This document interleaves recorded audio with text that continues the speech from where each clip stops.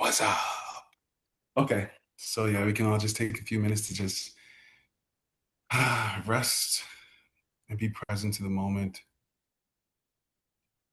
to arrive slowly in the space with a soft gaze or our eyes closed, being with our breath, resting in the moment,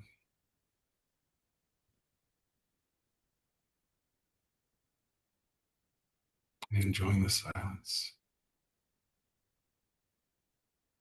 And in a few moments, I'll take us out of this space and we'll open up the book club.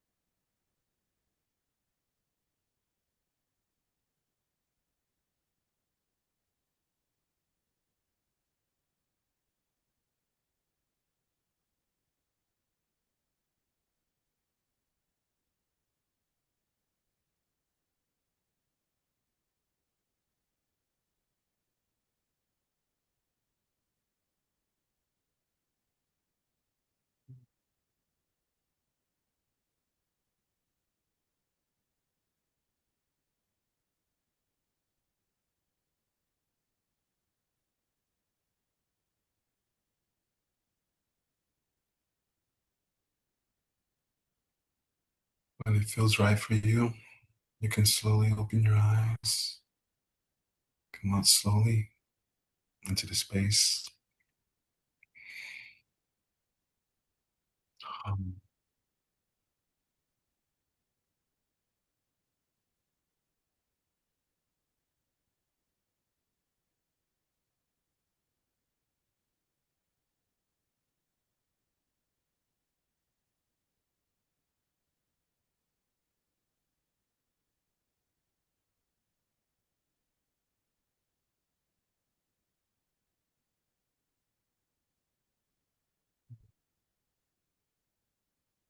Welcome everyone to the Unread Book Club. Tonight, we will be diving into All About Love by Bell Hooks.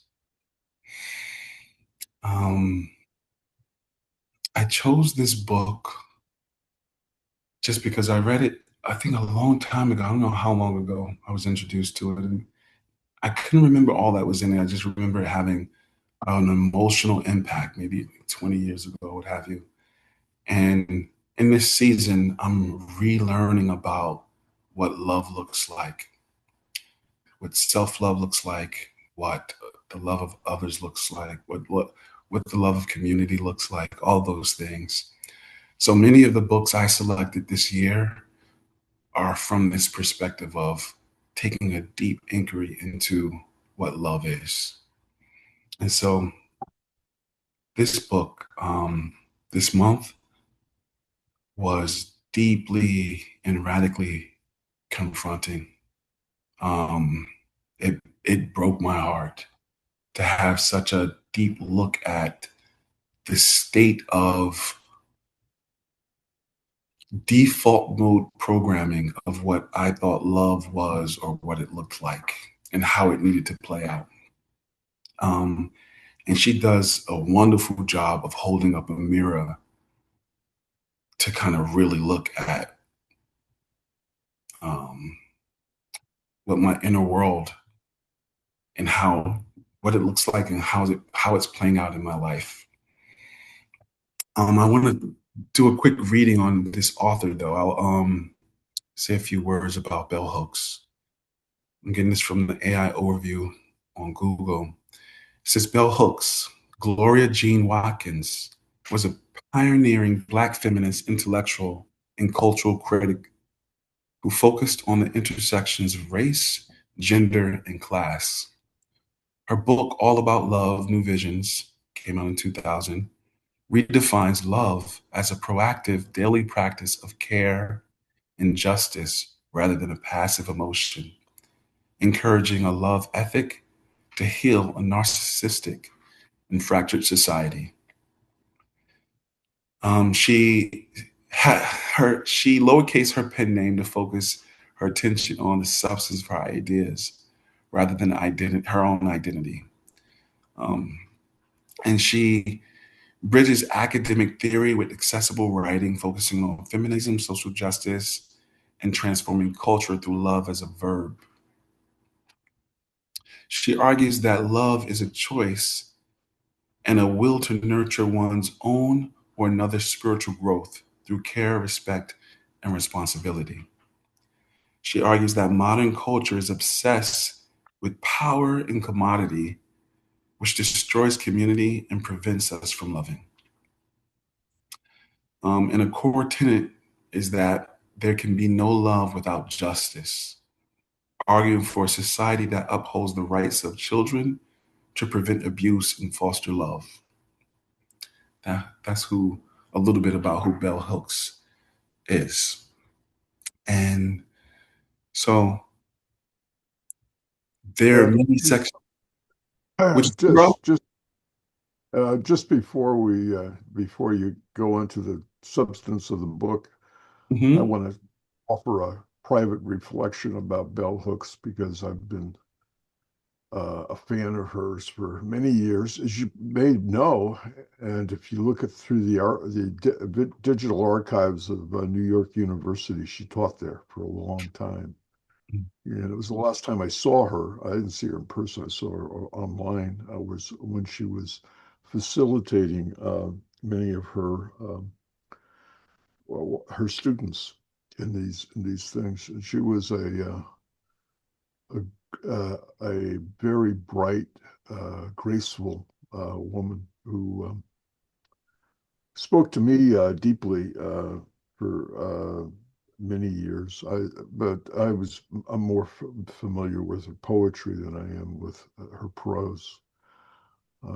Reading her prose was sort of like going through my own reading list from, from decades past. Um, but you know, right on. She was a right on woman. I'm sorry that she's passed. She just passed recently. Um, and but she left behind her work, and she also left behind many people whom she touched. So I just wanted to say that. Thank you, bro. Beautifully expressed. Does anyone else know of her and her work and would like to say anything about it before I jump into the passage?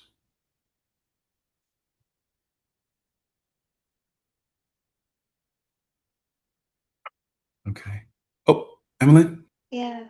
Sorry, there's a siren, so I was seeing if that would pass before I unmuted, but it is what it is.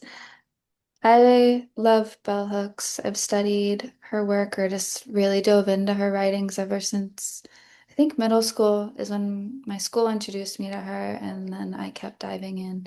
And so it feels like she's been walking with me for a long time and holds such a key message around unity and what it is to face that in reality and carry that message authentically with each other, which I really value. And yeah, feels like I'm also inspired and have been writing my name lowercase since her. And yeah, it just, I guess, one of my people that I look up to. So I'm really excited that we're diving into this together. beautifully expresses. Yeah, she is real easy to look up to because she is a powerhouse on so many levels.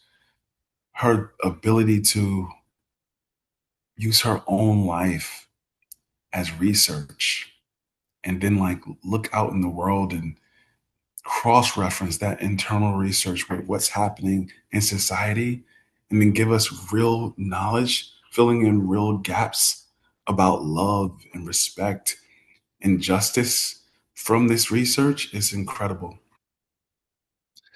I'll share my screen. I have a passage that I'd love to start with, but of course, anyone can speak on this passage, or if you have another passage that calls out to you, feel free to speak to it.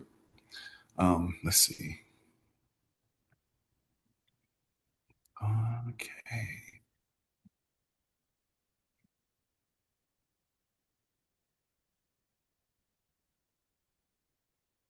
Okay, this is in the section about, I think it was about justice.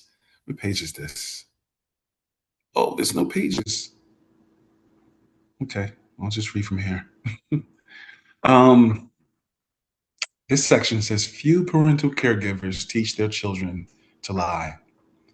Yet continual lying, either through overt deception or withholding, is often deemed acceptable and excusable adult male behavior. Choosing to be honest is the first step in the process of love. There is no practitioner of love who deceives. Once the choice has been made to be honest, then the next step on love's path is communication. Writing about the importance of listening in the healing of America, Marianne Williamson calls attention to the philosopher Paul Tillich's insist, insistence that the first responsibility of love is to listen.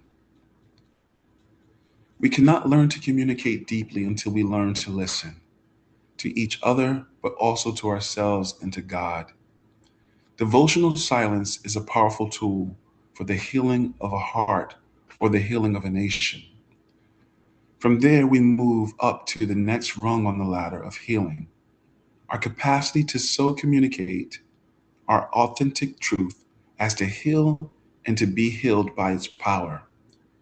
Listening does not simply mean we hear other voices when they speak, but that we also learn to listen to the voice of our own hearts as well as inner voices.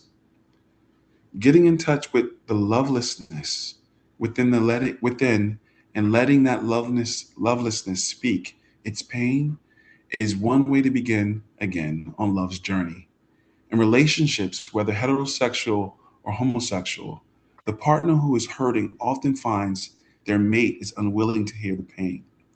Women often tell me that they feel emotional beaten down when their partners refuse to listen or talk. This section spoke out to me a lot because it's speaking to um, two specific things. One is, of course, to listen to what the person that's hurting, the society that's hurting, whomever that you're in intimate connection with, to listen and really hear what's there. But also, it spoke to me about listening to what's really going on inside myself. Like, what is the truth about how I'm feeling and what I'm going through?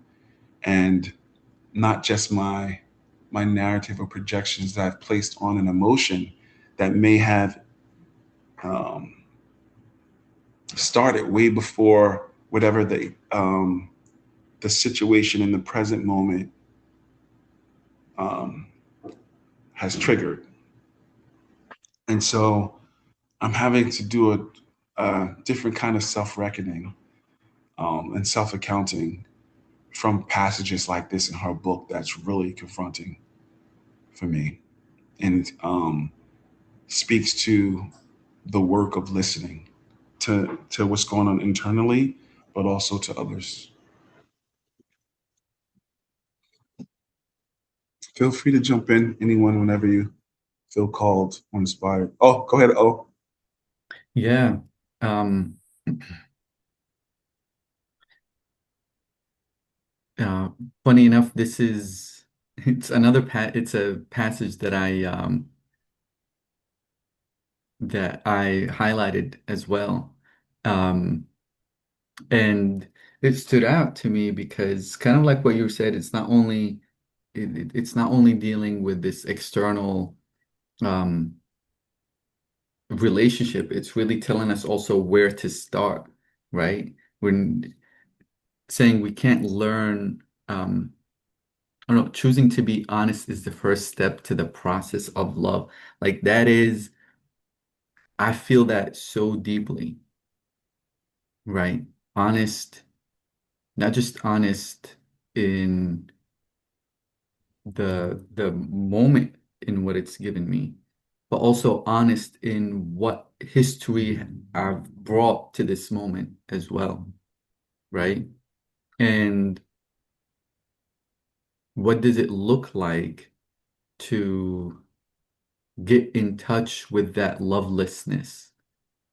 There's always, I found within myself when I'm doing that self-accounting, when I'm doing that self-reckoning approach kind of a thing, that if there's always a point or a space where this lovelessness kind of shows up. And that's like the challenge in that moment because now I'm confronted really to choose love or not, right? Like I'm confronted to look at it, hear it out, and allow it to be really um, without having to justify it, explain it away using language or philosophy or whatnot, doing any of that kind of thing, but just actually just letting it be. Um, and even sometimes without even having to trace it back. Because that's another thing, there's another um, loop is like, oh, where did this come from? You know? And then I'm lost in tracing that thought back or that feeling back to where its origin, right? Um, whether it's from childhood or whether it's something that's traumatic. And now I'm lost in the tracing rather than letting it just be, just allowing it and seeing what it actually brings up because most often than not, that listening to be able to hear, to be able to allow it is like half the battle, whether it's feeling the sensations within the body or allowing for those feelings um, to move along in the and the emotions to move along and the thoughts to allow for the thoughts to be as well. So yeah, I really resonate with this particular piece. By the way, it's on page 102 on the PDF.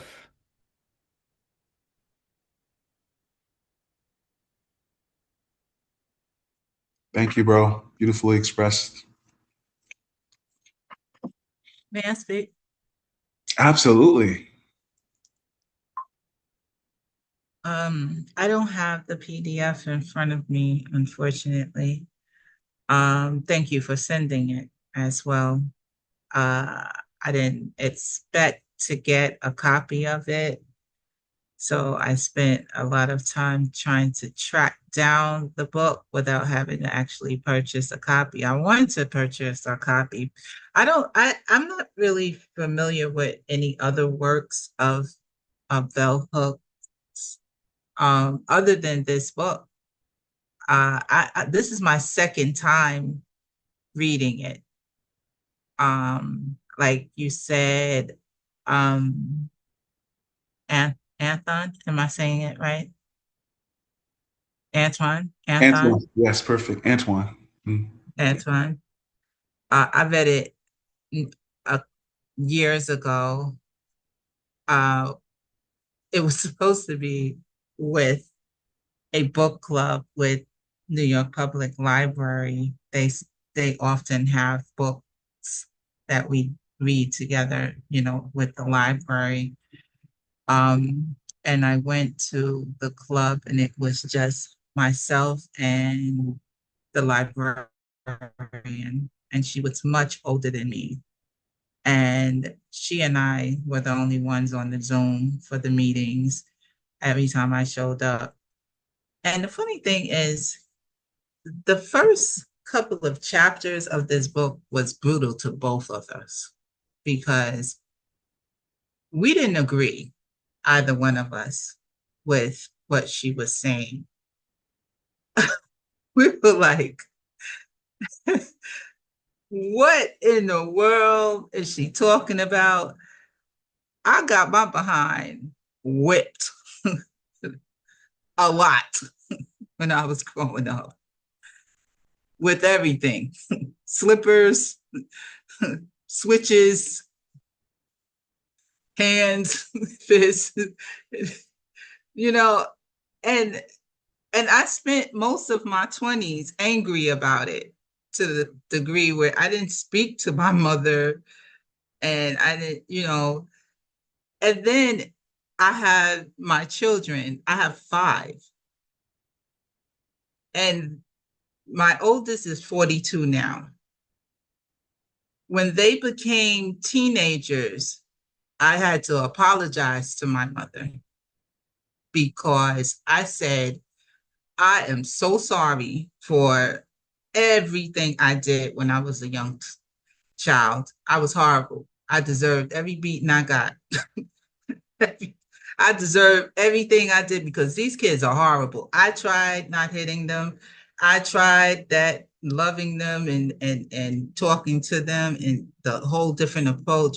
I read this book, I read that book, and I thought that I could do it different and better, and it didn't work. It still, the outcome was still different. They were calling me in their 20s and they were telling me how horrible of a parent I was. And I had to, that passage you just read about not hearing and wanting not wanting to hear, I wasn't ready. I couldn't listen. I couldn't, you know, and by the time they were out of their 20s, my two oldest, I was able to hear and listen because I had matured and I had a different attitude about love. I had a different attitude about my parents. I had a different attitude towards my children. I had a different attitude about myself. I had learned to love myself differently.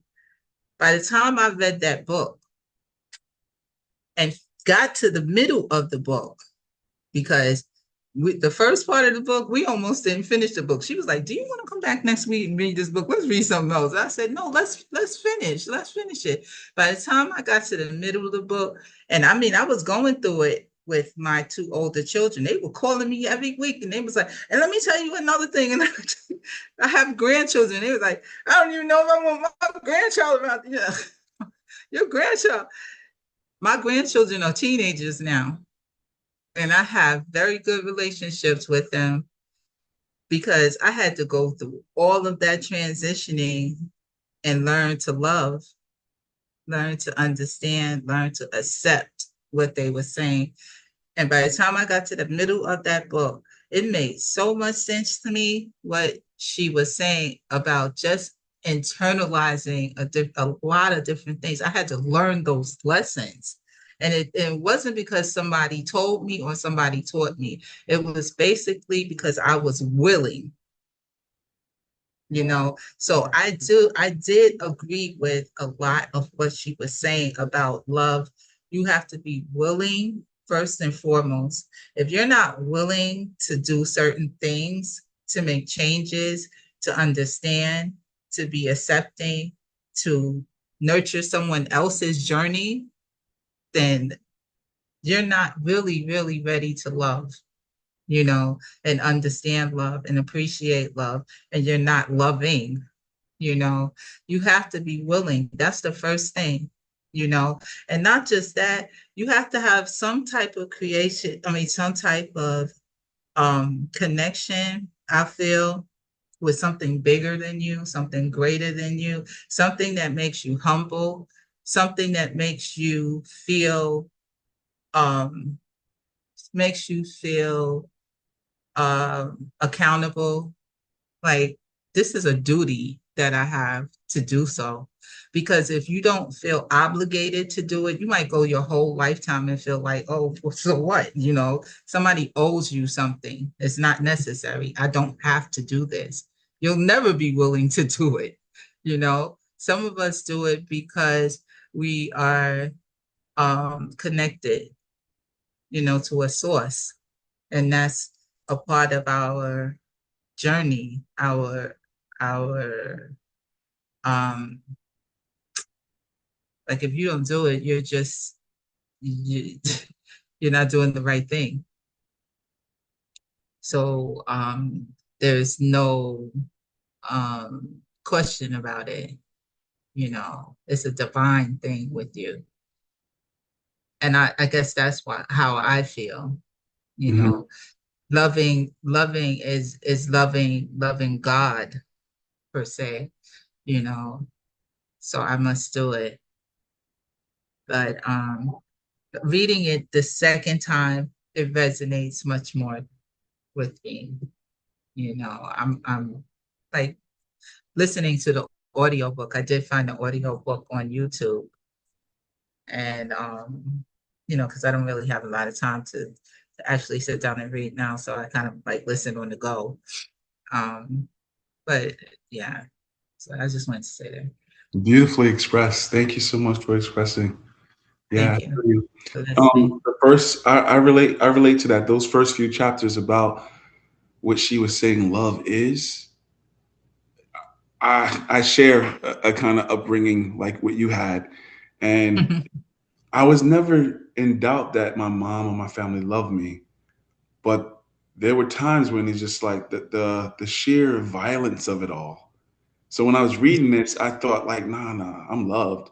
But when she made the distinction between being cared for and what she's calling love, I did get it. I understood. I understood. It's a higher almost calling that she's speaking to rather than just like, yeah, I have deep affection for you. I take care of you. But she's making some distinction for love that I'm still figuring out, you know. But I can see how a certain kind of upbringing um is also, I mean, because I guess every, she said everywhere through every culture they have the same issues going on, right? But of course, immediately I sort of related it back to, you know, my mom's from the South, but before then, her family's from the South. And then, you know, then you have what was happening in terms of like colonialization and the slave trade and domestic terrorism and all this other stuff, where the level of violence that was projected onto them and then put onto their kids almost became some sort of part of the culture. One, because it was what they were taught, but then two, it was like, let me whoop you or get to you before you get hurt deeper because of, you know, the overseer or whoever else is there. And a lot of those ways felt like, when I was really looking at it, I could see it carrying over into, you know, my culture, like almost like a dark inheritance of um, slavery.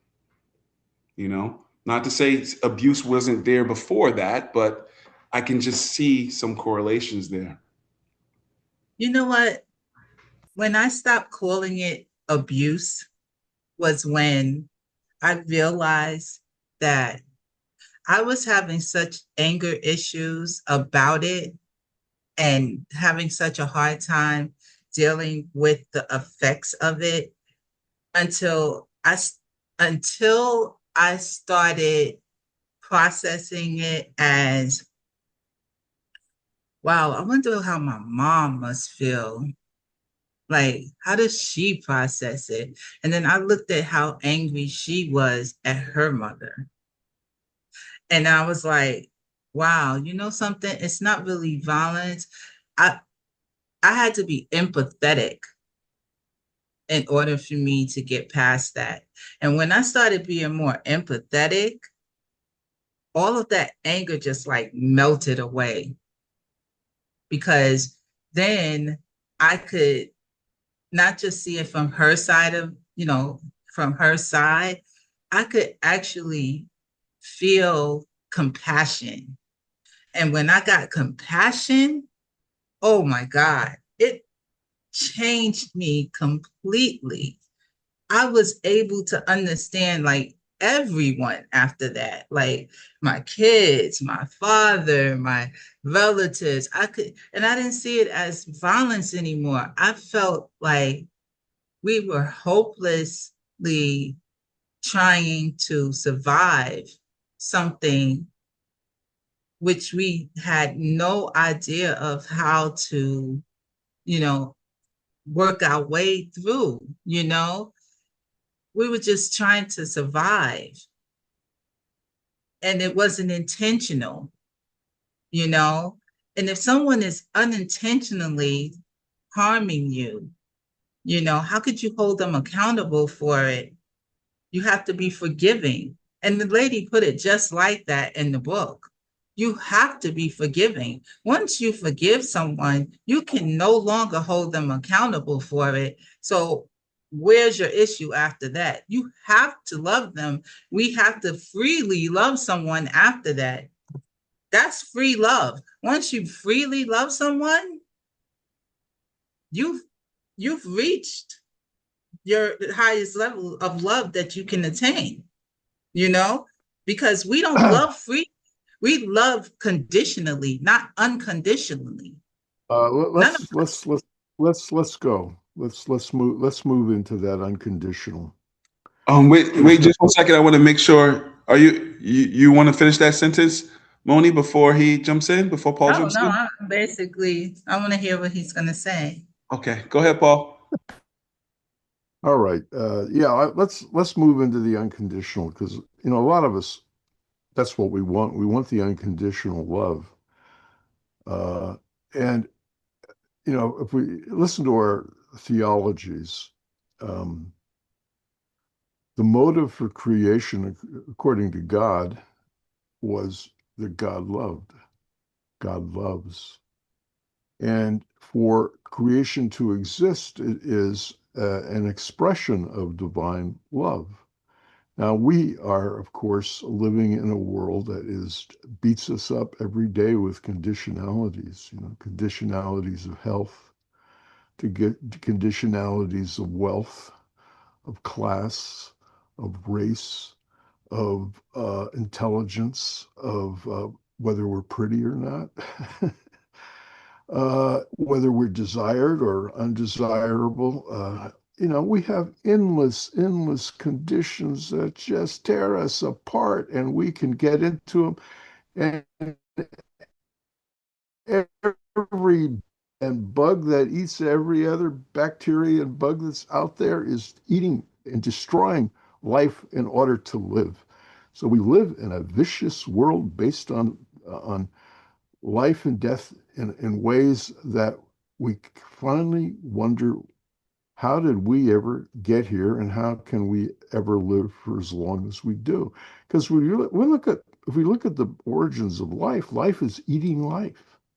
Life is destroying life. Of course, we think life is the bugs and bacteria that's on this planet. Uh, but if we're talking about unconditional love, we're talking about the motive for creation, for this whole cosmos, which is so big, your mind would explode long before we'd even get to an infinitesimal part of it. But that's what God wants to be loved the way God loves us. Now, we can't love each other so simply, but we can love God that way, because that's God loving us. It's that perfect mirror. That's the perfect turning of your heart. So, I'm obviously never really had to suffer from racism. maybe a little sexism. Some of the women I know are still pretty angry about all the men that they met before they met me, so they couldn't see what a nice guy I was. But the but be that as it may, I in my 20s I had um, a realization which I didn't know it at the time. It was going to guide through me most of my life, when it comes to people, at least. I realized that desire is its own fulfillment, which is pretty much bugs eating bugs and eating other bugs to survive and to reproduce, and we all do this. But and most of us feel that desire is what we desire for. We want, to be liked.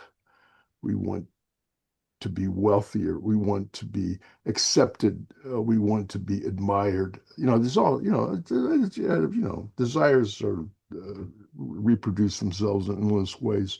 And ultimately, they're always an ache because if we ever get what we desire, it isn't enough and we want something more. And greed. This is why very, very wealthy people are still very, very stingy because they've always want more. And so the people on the top don't want to look at the people on the bottom. The people on the bottom, they just don't want to get eaten by the bugs, by the other bugs. They're just down there where life is nasty and cruel. And we're all dissolving. Like this poet that I cited, who's obviously going to be anonymous. She is 70 years old, and she is, as I say, incroned. She is very, very old and very, very weathered with disease. I don't know when it's going to take her, but she's got it. And she showed me a photograph of herself the other day, just accidentally, which was when she was 20 or 30 years younger. And she was a beautiful woman. I mean, just gorgeous model quality woman as far as her face went. And but she didn't look that way to me. I like her. I mean, but it's obviously not the way she looks anymore because life is taking its toll on her, and it takes a toll on all of us if we live so long. So my insight was that desire is its own fulfillment. And in an Akbarian sense, that is natural. That is the natural state of things. That it is what desire is its own desire. So if you desire, you should say, thank you. Desire, I like that. Oh, I desire to be admired. Oh, how wonderful. I don't care about whether I'm admired or not. I'm amazed that I would desire such a thing. So, I grew up in a family in which my father was so narcissistic that he almost doesn't even have a blip in my life. He wasn't there. I never had an honest conversation with him his entire life. And he died a long time ago. My mother was an orphan and had been treated terribly, in classic Cinderella syndrome. Her mother died. Her father was incapable of loving her. He was a part of the Irish mafia in California. And she grew up in other people's houses. Basically, the way she got along was by being their servant, being their maid. And her idea of getting along was hunkering down and not making any waves. But she didn't know. She really didn't know how to love. When she had these kids, she didn't really know what to do with them or how to treat them. And we sort of were on our own, pretty much from the get-go. Um, yeah, so I've been blessed. Um, I've been blessed because I spent 65 years of my life from day one, basically not being able to negotiate human relationships at all. Uh, And I finally had the opportunity to somebody actually loved me. So we actually got married and we hung out together for almost 10 years. She passed away a couple of years ago. But which was nice. It was a real pleasant experience to actually be in a relationship, which was pretty unproblematic in terms of our loving one another. But it's because so much time had gone by, you know. Um, but so love is important, and it is what is going to make this world better. It's the only thing that makes it better. But I think that we need to do it at the deepest part of ourselves, not in our human relationships. Oh, they're definitely important, but it is in our inhuman relationships. It is in our heart of hearts where we go when we're all alone and there's just us and there's nothing else. And sometimes it's in that, when you're in that terrible pain. Women know this in giving birth probably more than men do, but we go through points in our life where we're going to experience a pain that is going to be to the point of causing us to black out. And we can also notice sometimes in those absolutely terrifying moments that on the other side of it, there is redemption. There is redemption. And this is emotional pain, physical pain. I was thinking of physical pain there. That's where I think we really need to pinpoint it. Beautifully Yeah. expressed, Paul. Thank you, man. Thank you. And Osama, I noticed you had your hand up for a second there. And of course, Emmeline and RM, and you guys feel, if you feel you want to say something, feel free to jump in also. Yeah. Yeah, I had my hand up way back. But oh, excuse me. I think one of the things that um or feel like it's one of the important things that she's talking about in the book is really the whole concept of love as practice, right? That's the whole idea of the entire book of like how can we take this thing that is so kind of how Paul just beautifully expressed that is so magnificent and that is so large, and we can how can we turn that into practice, right?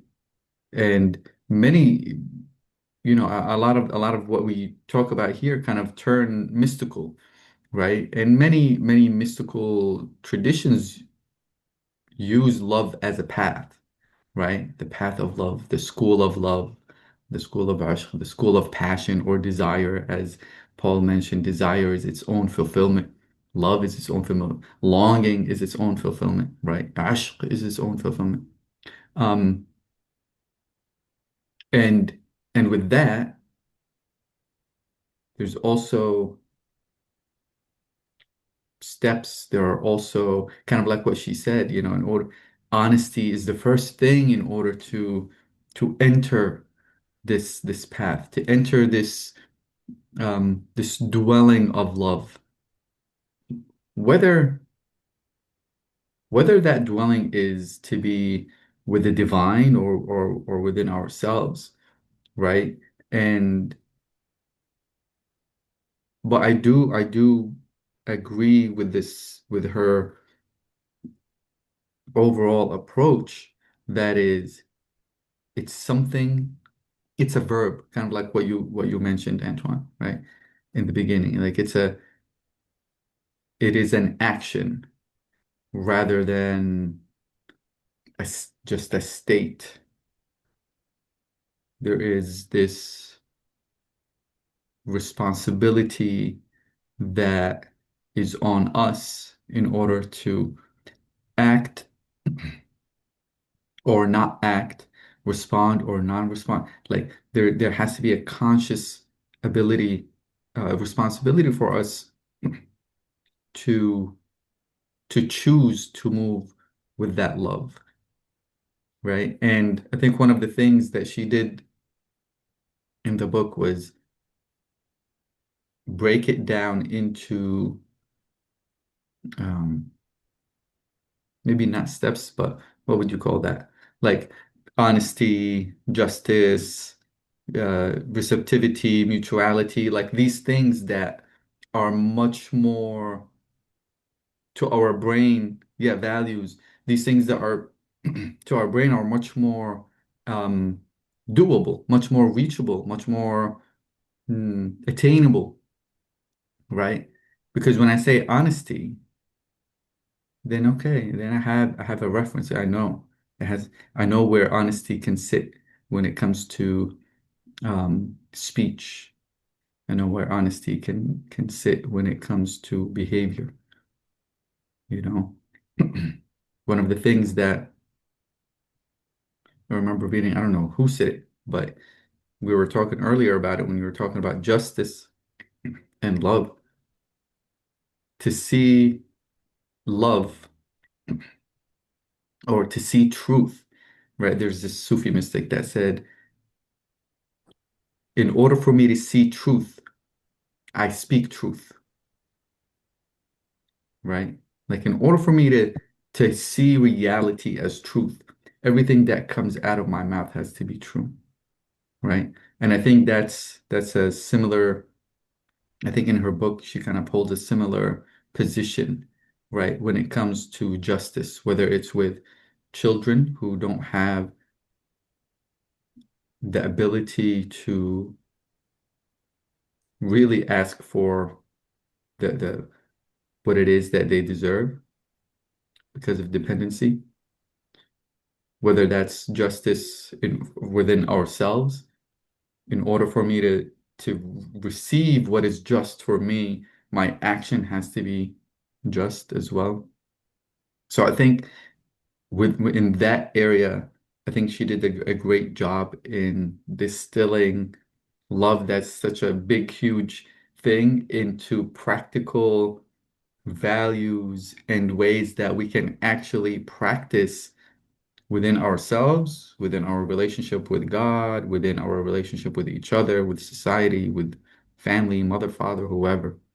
So yeah, that area for me um, was really it stood out.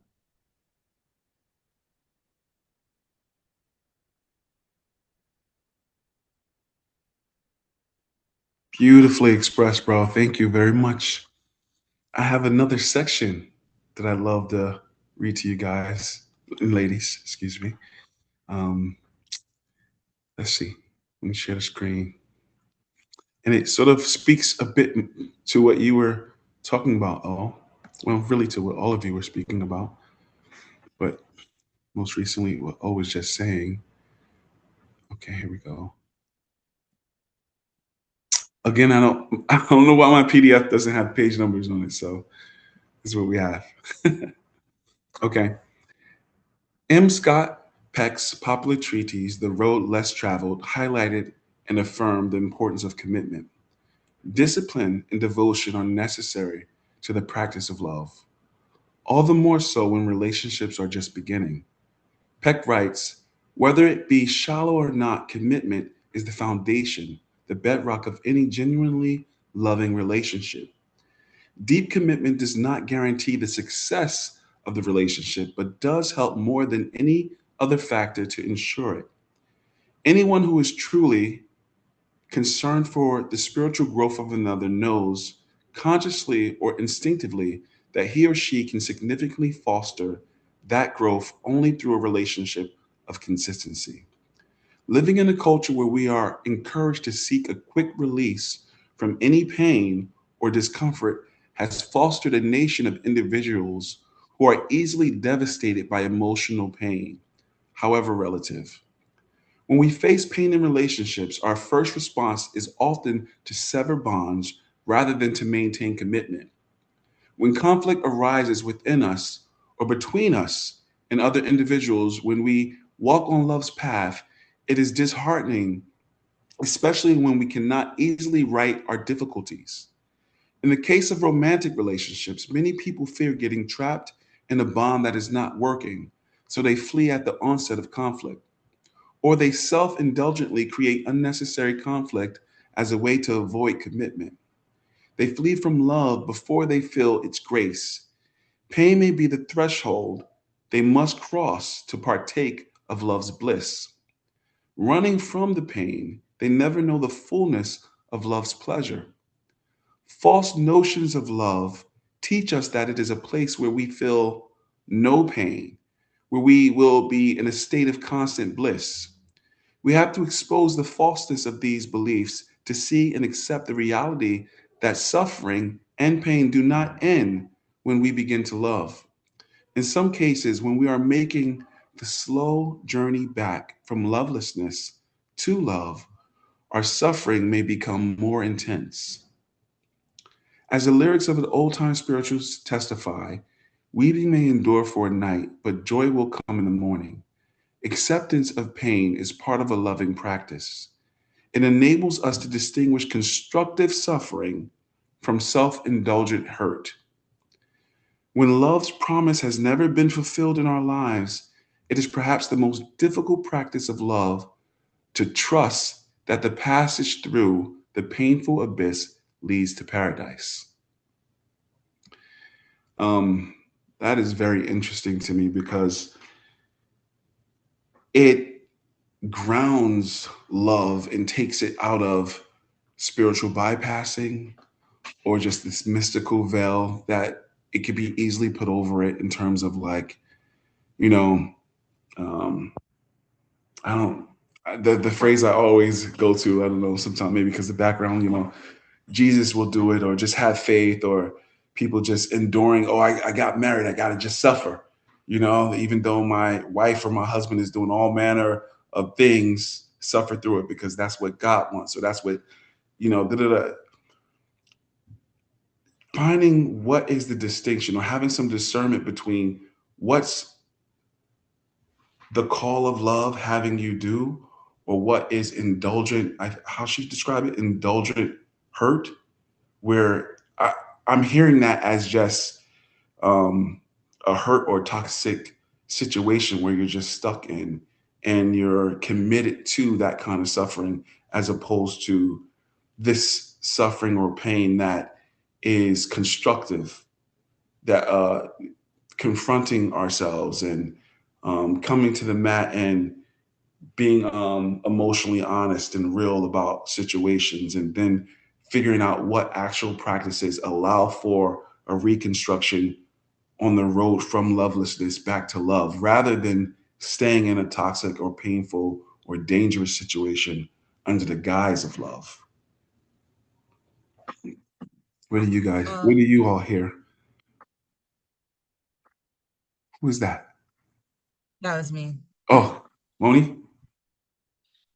Um, you mentioned in the beginning about how much research this book had. And with all books of this nature, there's one element of the book that is necessary for me to really for it to touch me in some way, and that is the author's story and what they bring to the book that's personal.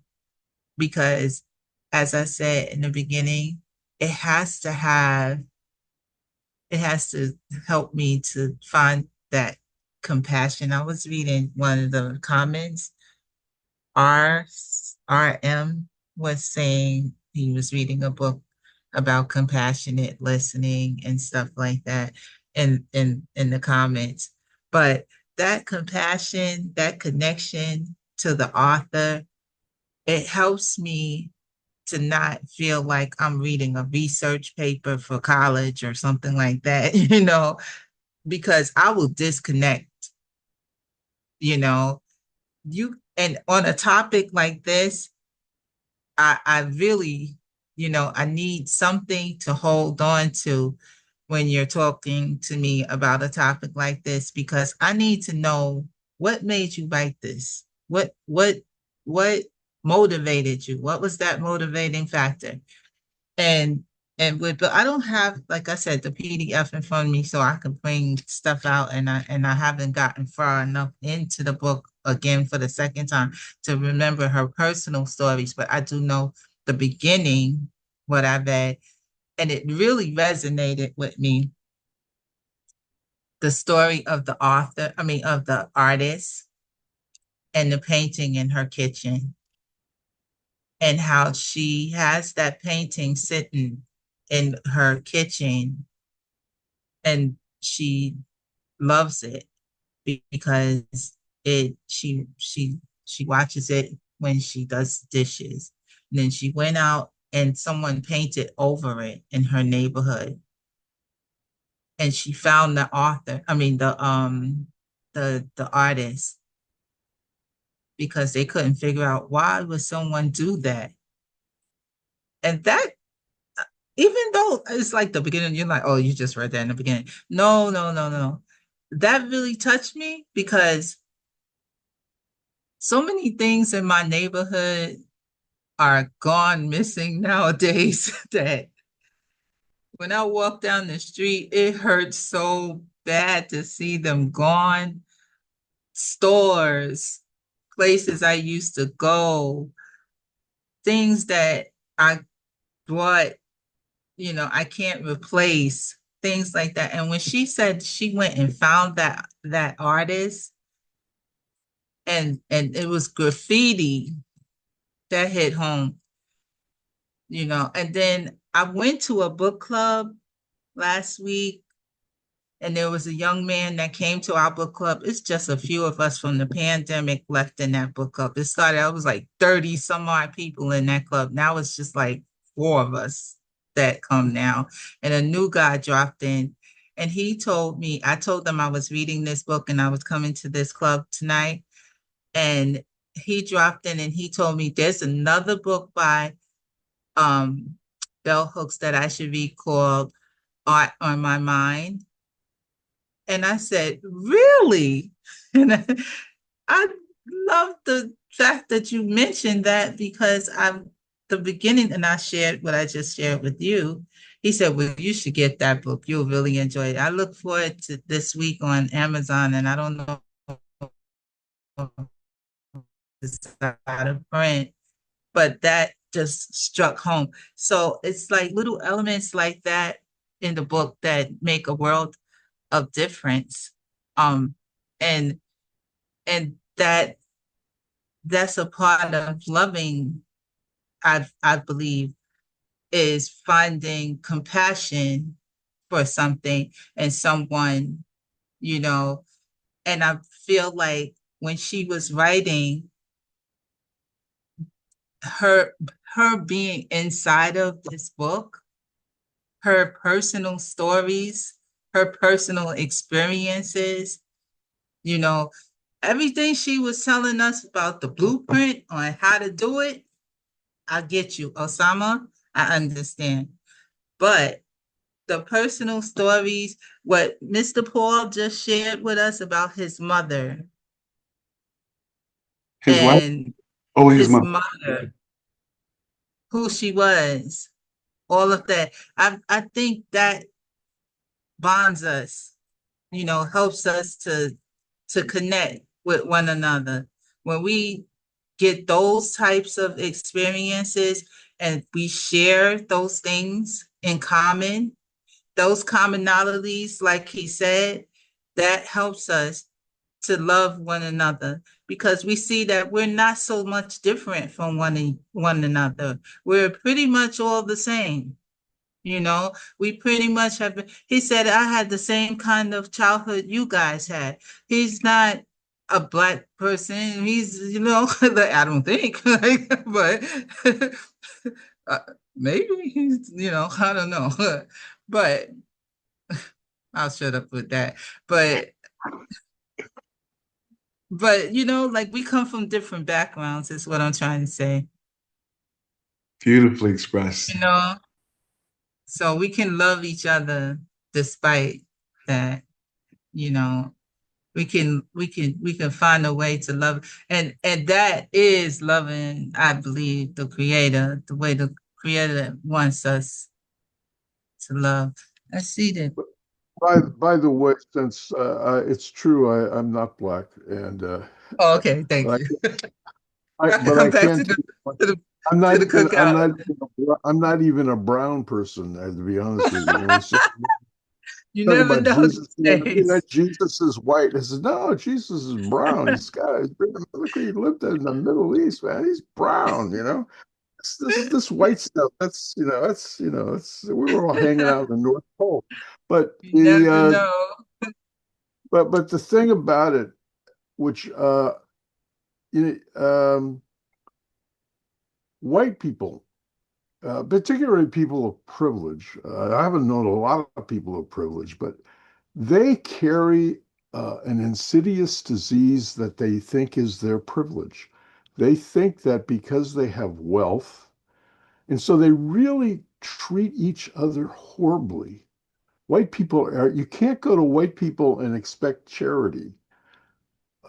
I have and realized that one of the beautiful things is for the most part, not true, not 100% true, because there's all sorts of people who got inside groups and outside groups, and you just look at the history of Africa to show that there's no human group is immune from creating insiders and outsiders, and then treating the outsiders with horrible uh, genocidal contempt. It's going on now, in this obscene war that's happening. That you know, we are not a healthy people. We'll probably destroy we'll destroy ourselves as in a species wise. Probably in the more likely. We have a shorter future than we have a past, and that's just not because I'm an old man and I'm not going to live much longer. Uh, but the but it's just the if we so yeah, so even though the racism in our society is terribly ugly, and the way white people carry it is to ignore it because they can, and then if they wake up to it, they have to go through this hell of regret and remorse that they haven't had any sympathy for people, brown people, black people, and they haven't had any sympathy for themselves because they were too busy counting their stocks and bonds and Hmm. reading their bombs. That's enough. You both for expressing. I wanted to read some of his comments on the side. Paul said, or someone said, how do you heal yourself from narcissistic wound? And Paul said, you don't.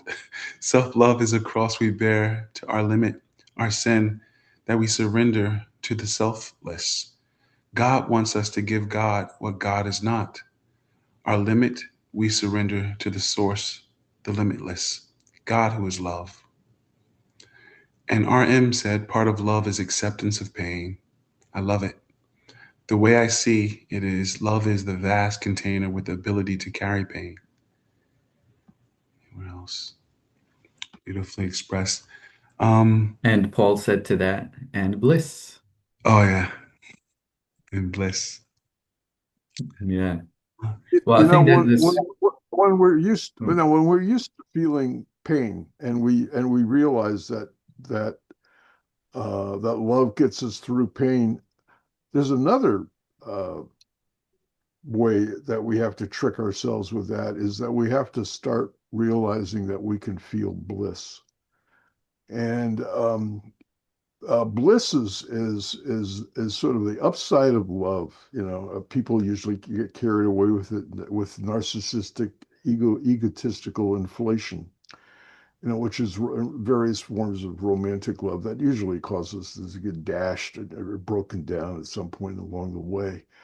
But there is an incredible dividend to love, which is that bliss, which, by the way, engenders profound compassion, which is another way of being able to suffer. But this kind of suffering doesn't lead to despair. It leads to hope, and it leads to an incredible gratitude. Mm.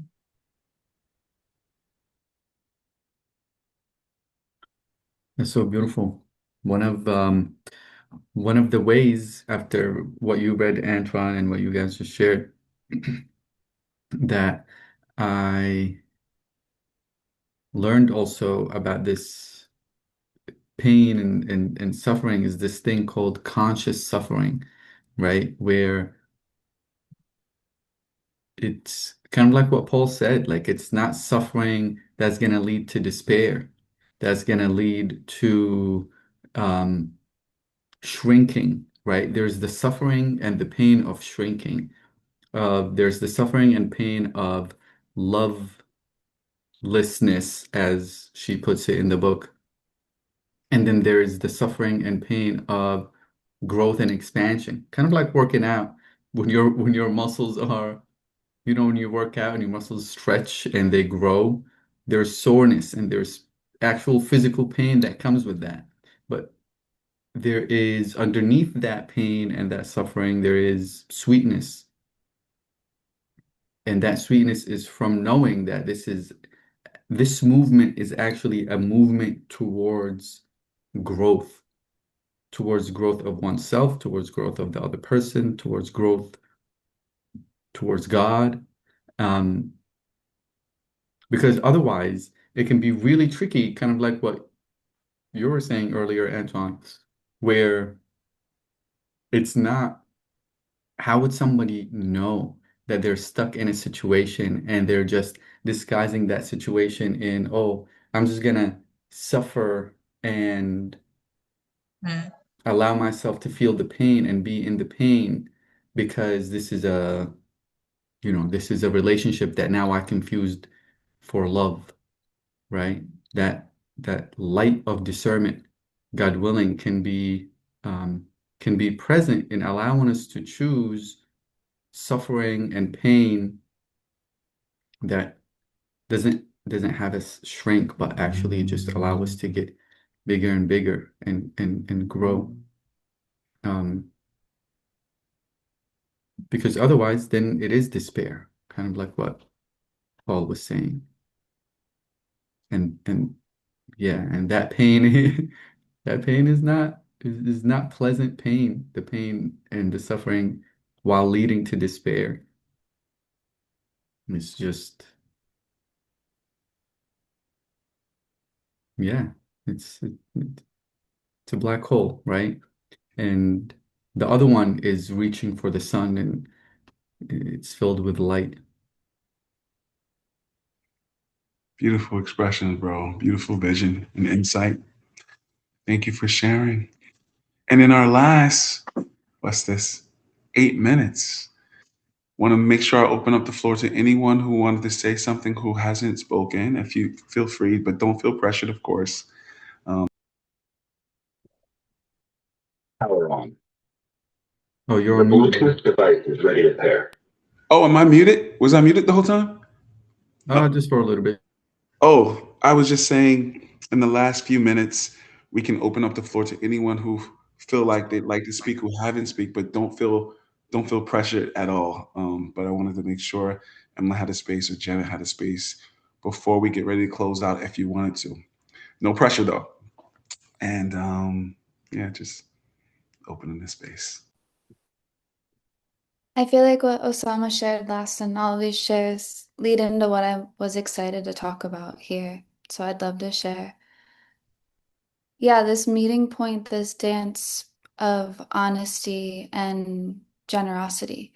And I feel like the where we started from and the passage that I've been sitting with. It's in the 162, 163-ish range, which is kind of generally what she's talking about in on those pages, relating to building that strength of how to love, and that it is an action, and that we, like, I've been pondering to be honest and to not be honest, and that not being honest like robs the opportunity of the capacity that we have to love bigger and growing into that, and there being an edge there to, yeah, like it's a hop of a step. And so the honesty and figuring out that communicative language within that, paired with generosity, and the way that she spoke to generosity, and something that feels really kindred to my heart is that it's a never-ending source. The more you give, the more you find out you can give more.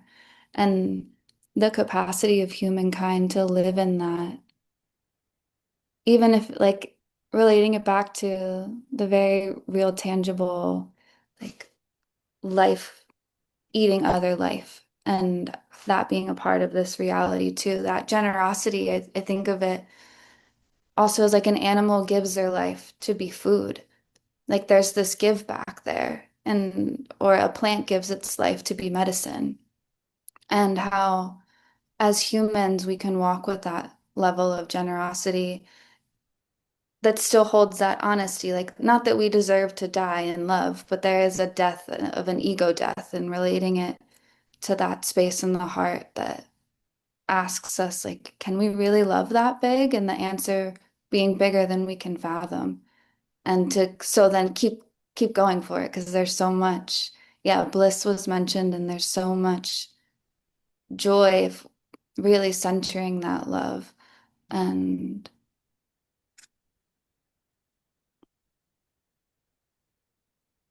yeah, how fast that actually, she spoke to how fast that changes things. And I love that. That message of hope there feels really important.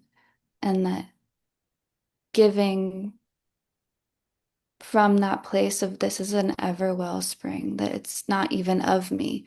My body is just being a vessel for this amount of love. That version of generosity comes through in so many paths, and I love how expansive that is. Yeah. So holding that space of honesty and the pain that we've been speaking of, and even being painfully honest with whoever it is who's around you holds a sweetness, and also finding language that can share honesty in a loving way. I feel like that's such a key there, because there's a way to be honest that's hurtful and not really in that loving space. And so I hold a lot of curiosity around that way of communication, especially now. Well, now is always now, so all the nows. The the there are like mother names. There are names for God that are pretty much universal. Uh, Several of which I think are important for love, particularly if you're in the isolated space where you don't feel you're being loved, or you're not able to love or express love. Uh, um, one is truth, but truth can be brutal, or can seem brutal when you're feeling unloved, and can seem and also can drive you into despair if you understand truth in a relative sense. But the other one, of course, then is silence. This is the silence that two lovers share when they just smile, or when you look and you see something beautiful and you know it's beautiful. You don't have to say anything about it. If you just walk around and look at what's living, it's alive, and it's everything is just displaying its beauty. And you walk amongst a bunch of people and see them all laying around there, and you can see people really show who they are by the way they look. Yeah, you can see levels of worry and discernment, but you can also go behind all of that and just say, just see that beauty, just see the beauty there, that beauty that just is just out of reach, and that's where the silence comes in. And silence is really important. So you got these mother names. There are others, compassion. Mm. They all belong to the one, and are ways that the one gets around, and we just can't. We need to remember that. Absolutely beautifully expressed, brother. Thank you. And thank you, Emmeline. And Jay, I see you took your mic off mute. Did you want to say something before we close out? Yeah, I just wanted to say, I mean, I came in on the tail end of it, but I mean, you know, I, I think that it's not too hard to find something to say about love, even though, I'm not really on with the book. But uh, at the risk of sounding like cliche-ish, understanding that it's impossible to love another beyond the capacity at which you love yourself. Um, I think that my recent journey has been a journey to love of self, and I guess the feeling of uh, I, my daughter is a therapist, and she told me about a term called unconditional positive regard, and getting to the Say that again. Unconditional what? unconditional positive regard.